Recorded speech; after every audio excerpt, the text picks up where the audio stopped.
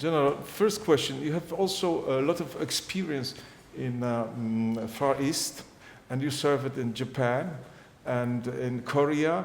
So the first question, one of the prominent persons, former general, I'm not going to mention who was that, told me that the war between the United States and China on Pacific, on that who is ruling the Pacific area, is possibly imminent, he said precisely, imminent in the next 15 years. What's your opinion on that as experienced in that theater of operations?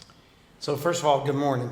Good morning. Thanks for having me. So the area that you're discussing, of course, is very interesting to all of us because so much of world trade passes through these waters that you're discussing. And so it's very important that we as a world, East and West, keep those trade routes open. And so I think as you sort of described, China is certainly a rising power in this area. And their ability to project capabilities further out into the oceans around their landmass is growing every year. We see the development of the island bases, etc., and these become locations for projecting surface-to-air missile capabilities, etc. And so, yes, we see a growing capability for China to influence those waters. But the water? But the war? I don't use that word. In fact, I'm an optimist when it comes to the U.S. and China. I'm not an optimist in other places of the world, but I believe that we have some very similar desires for our people, for world trade. I think the discussion, the possible source of conflict that you're talking about is sort of hegemonic behavior in these waters.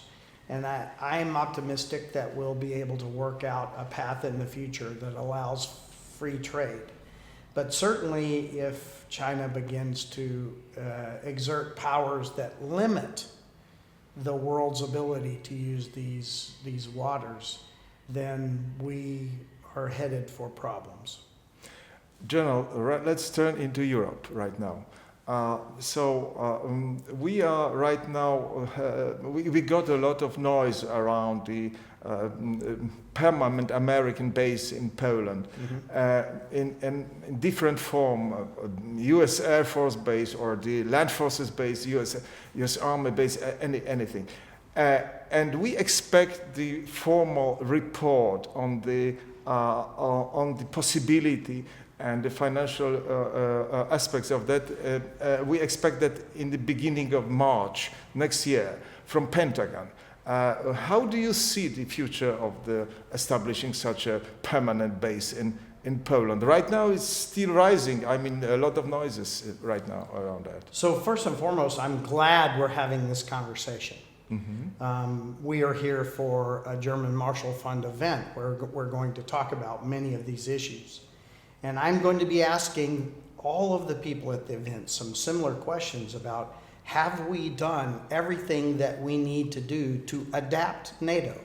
Remember, we started talking first at Wales and then Warsaw and then Brussels about the further adaptation of NATO in Europe. And I don't think we're done. I'm not sure that we are completely where we need to be. You've mentioned many times when you are supreme headquarters, ruling supreme headquarters of the Allied powers in Europe, that it's not necessary to discuss this. There are the necessary facts. I mean, how mainly what we do with the invested money. Right.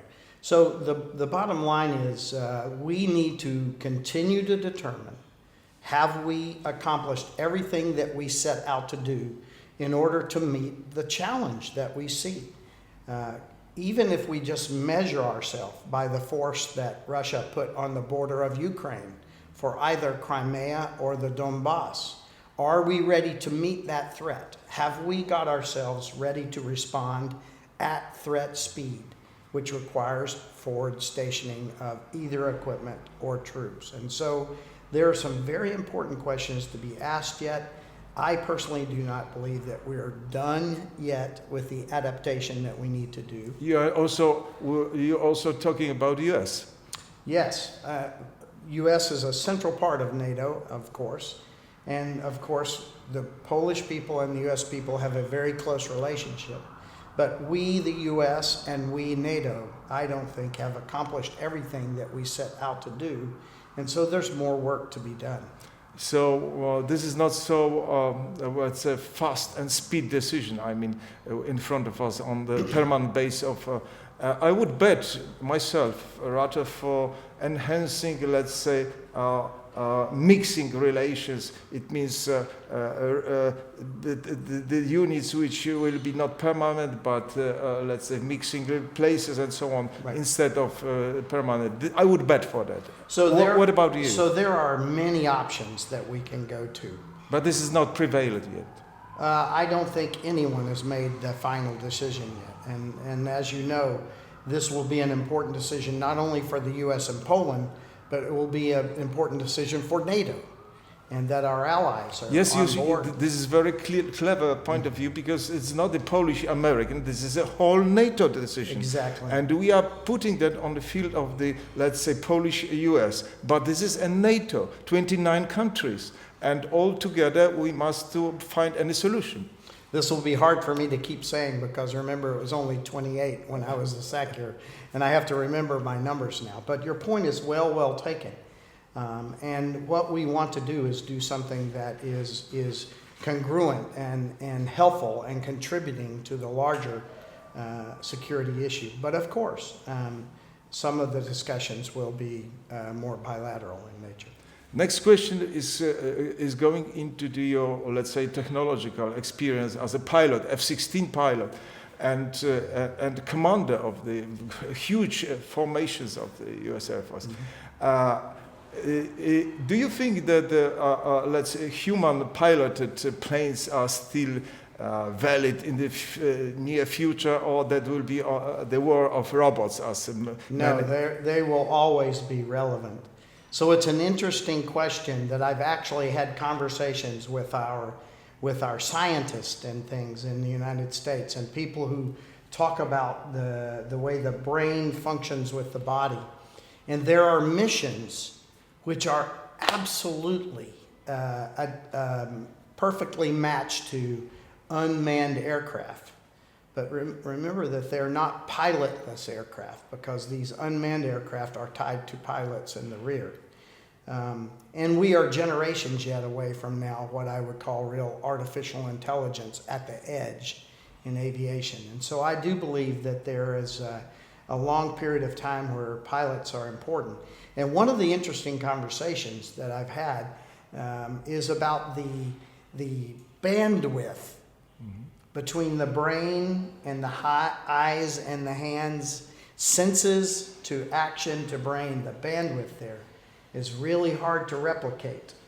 And so there will be missions for a long time that will require a man to be a part of that mission, or a woman to be a part of that mission. But clearly there are missions that lend themselves perfectly to remotely piloted aircraft. And I think that's the blend of those two into the future will be extremely important.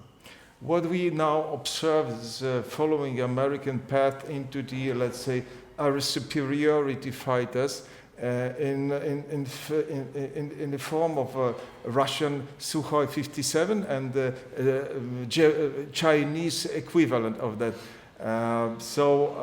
Do you think that those countries like China and Russia are following the American path into the air superiority fighter on the future?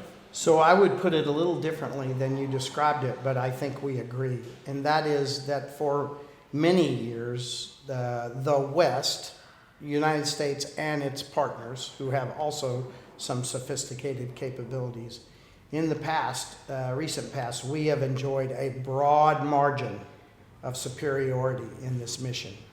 And I believe our margin is shrinking. Our opponents are coming closer to us. In some cases because they've stolen our technology, exfiltrated terabytes of information from our commercial enterprise. And so they are catching up to some degree. And I think this is something that we in the West need to pay attention to. Our forces have become absolutely accustomed to and dependent on fighting in the presence of air superiority. Do you know the last time that a U.S. soldier was killed by a fixed-wing enemy aircraft? No, please mention. The Korean War. The end of the Korean War. Okay. Since that time, now we have had some missiles come in, as you remember, in the Middle East that took some American life. But our soldiers, sailors, airmen, and Marines have become accustomed to fighting in the presence of air superiority. And that's because the air team, Army, Navy, Air Force, and Marines, have provided that air superiority. And so we need to be very focused on not putting our land forces or our naval surface forces at risk in the future. And so I think it's important that we keep a focus on the fifth generation of aircraft that are coming out now, and the technology of stealth and the ability to fight differently because you enjoy that advantage. And we begin to need to look and cast even further into the future so that we can maintain that division, that lead in our ability to own air superiority. And in the other hand, you have a race right now into the vertical takeoff and landing, in the form that Mr. Putin, President Putin, has ordered renewing the works on the vertical takeoff and landing planes, and also we observe the same in China. But I've read the information that when the team worked on the F-35 B version, was in trouble. They used some experience from the development of the Yak-141. So some Russian experience was also put into the development of the F-35B. So right now Russia is looking for the same way in the vertical takeoff and landing, just for the naval operation. What's your opinion on that? Well, I'm not aware of the Russian involvement in the development of the F-35. What I do know is that the United States has a long history of experience in this business. Our Harrier pilots and the UK Harrier pilots and others have a long tradition and an understanding of this technology, how to employ this technology. It's been important to the UK in some of their conflicts. It's been important to us. It is a very important feature to our U.S. Marines, who so depend on their aviation as an extension of their artillery. And so this is something that we do well, and we have done well for a long time. And we have carried that tradition, that experience over into the F-35. And I expect that our VTOL version of the F-35 is going to perform magnificently into the future. And the next question and the last question. I'm not going to disturb you anymore but let's return for a moment, for the last moment, to the geopolitics. This is such a theory that instead of producing the conflict between or enhancing the conflict and rising the conflict between the United States and Russia, both countries, both big countries, Russia and the United States, should work together to face a new challenge of the China. How do you see that perspective of cooperation between the United States and Russia facing the, let's say, China challenge? So let me answer a different question first. Yes, please. We have a long way to go to just repair our relationship with Russia. Right now, our relationship with Russia is bad. But you were also advocate of improving the relations with Russia many times ago. Absolutely, and that's where I was going. Right now, our relationship is bad, and it's getting worse. And so we have to do something about it. We need to begin to have serious conversations with Russia as to how to calm this down. And when I say we, I said we for an important reason. We as the West. We as the West, yes. Not just the United States. This is something that the United States and its NATO allies together need to do. We need to figure out how to calm down the competition with Russia right now. The last thing that we want to do, I believe, and I think even the last thing that Russia wants to do, is fight. But we seem to have a really bad approach right now, and we need to correct it. And so I think it's really important that we approach these conversations from a position of strength. There's so many things that we still need to do in NATO to be ready to address problems. And you don't go into a negotiation with a weak deck of cards. So you are advocate of the solving all those very difficult problems by the table talks instead of... Well, we need to be, the best way to avoid, this is what a historian has told us, and I don't know who gave us the quote, but the best way to avoid a war is to be ready for a war. And so NATO needs to continue its program of improving its readiness, recapitalizing its fleets of equipment, aircraft, tanks, ships, retraining its troops in big exercises so that we can rethink this problem. And as we begin or continue to get the force more ready and capable, then in that context, we are able to sit down and have serious conversations with a Russia that has changed international borders by force in the last several years. Okay, General, thank you very much, and enjoy your trip to Europe and enjoy your staying in Poland. I hope this is not the last time. No, it's good to be here again, and I'll be back. Thank you very much, General. Thank you. Thank you.